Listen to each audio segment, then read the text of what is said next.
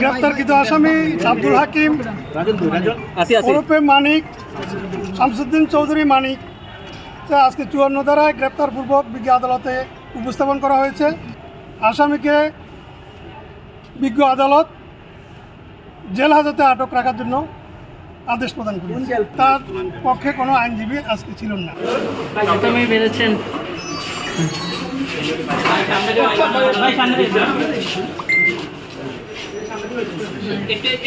ভাই একটু রাখেন, একটু ছবি উঠাইতে দেন। আমাদের একটু ছবি তুলতে একটু দাঁড়ান না, একটু প্লিজ।